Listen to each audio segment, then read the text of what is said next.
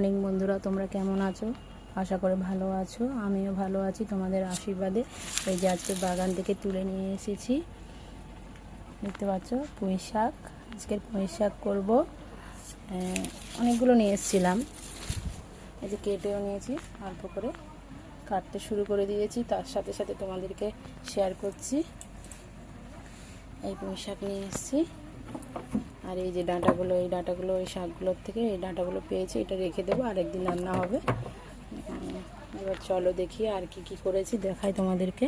এর সাথে সাথে শাক কাটতে কাটতে ভাতটাও বসে দিয়েছিলাম, প্রায় ভাতটা হয়ে এসছে। কিছুক্ষণ হলে ভাতটাও হয়ে যাবে। দেখতে পাচ্ছ চিংড়ি মাছগুলো ফ্রিজে ছিল, অল্প করে, বেশি নেই। আর এই যে কাঁকড়া, আজকে শাকটা দিয়ে আর কাঁকড়া দিয়ে চিংড়ি মাছটা দিয়ে শাকটা করব। তোমাদেরকে শাকের রেসিপিগুলো দেখাবো। এই যে কাঁকড়াগুলো দেখতে পাচ্ছ, চিংড়িগুলো হবে না বলে তাই কাঁকড়া দুটো নিয়ে নিয়েছি। আরও আছে কাঁকড়া, রেখে দিয়েছি, বেশি দেব না। আজকের এই শাকটা দিয়ে এই কাঁকড়াগুলো দিয়ে রান্না করব আর চিংড়ি মাছটা দিয়ে। তোমরা দেখতে থাকো আমার রেসিপিগুলো।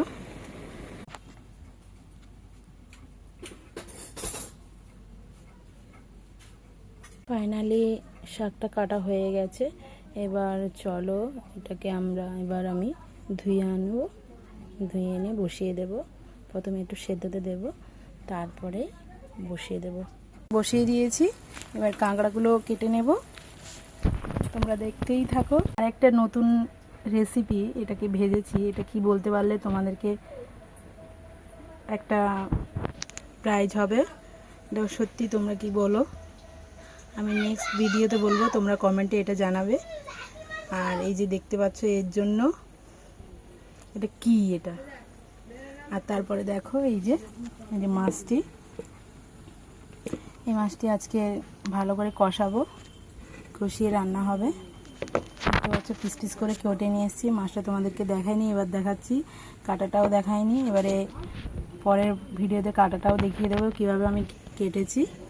মাছটাকে ধুয়ে নিয়ে এসেছি, এবার এটাও রান্না বসাবো। তোমরা আমার ভিডিওগুলো অবশ্যই দেখো। দেখো বন্ধুরা, এই ভাজাটি দিয়ে মচমচে করে ভেজে নিয়েছিলাম, সেটা দিয়ে খেতে শুরু করে দিয়েছি। খুব মচমচে করে ভাজা করলে খুব টেস্ট হয়, আর গরম গরম ভাতের সাথে সেই হয়। তোমরা না খেলে বুঝতে পারবে না। হয়ে গেছে, একটু হালকা হলুদ দিয়ে দিয়েছি, নিয়ে নিয়েছি শাকের জন্য। শাকটা বসিয়ে দেবে এবারে।